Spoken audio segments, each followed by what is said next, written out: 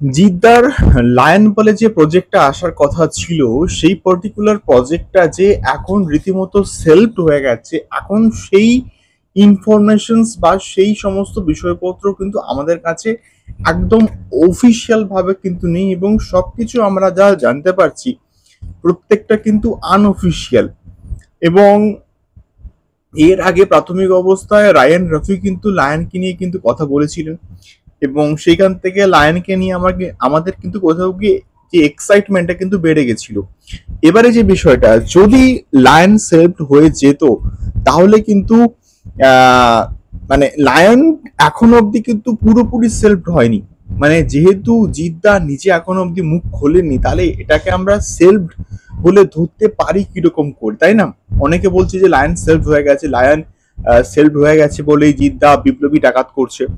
এখন যে বিষয়টা সেটা হচ্ছে গিয়ে রায়ান রফি আহ, হচ্ছে গিয়ে এখন মোটামুটি তাণ্ডব নিয়ে কিন্তু ব্যস্ত, এবং তাণ্ডবের হচ্ছে গিয়ে রিলিজ করে গেছে, এবং তাছাড়া বাইরের কিছু কিছু দেশে কিন্তু কোথাও গিয়ে মুক্তি পাবে, এবং তাণ্ডব দিয়ে রায়ান রফি অনেকটা কিন্তু মোটামুটি একটা প্রশংসা কিন্তু পাচ্ছে। এবং তার সঙ্গে সঙ্গে রায়ান রফি যে তাণ্ডবটাকে বানিয়েছে এবং সেটা দিয়ে একটা ইউনিভার্স কিন্তু করছে, এবং সেই জন্য কিন্তু কোথাও গিয়ে রায়ান রফির মার্কেট এখন বিরাট বিরাট বড় কিন্তু ভাই।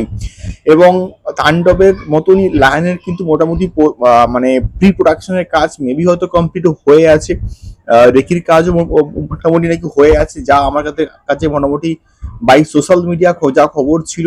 এই সমস্ত ইনফরমেশন যদি সত্যি হয়, তাহলে রায়ান রফি তাণ্ডব নিয়ে ব্যস্ত থাকার কারণে হয়তো জিদ্দা হয়তো স্লট দেয়নি। তো এটাও একটা হওয়ার পসিবিলিটি কিন্তু কোথাও গিয়ে আছে।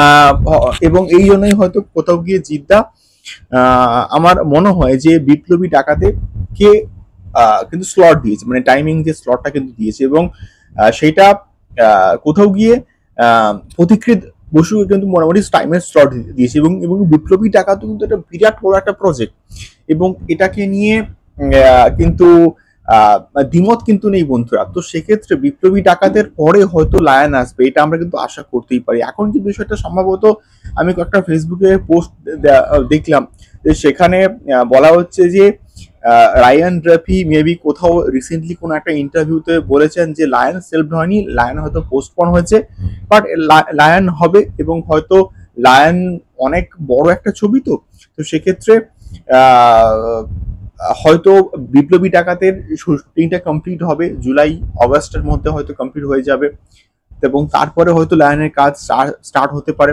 এবং লায়ন হয়তো হয়তো 2026 সালে অনেক বড় করে কিন্তু আসবে।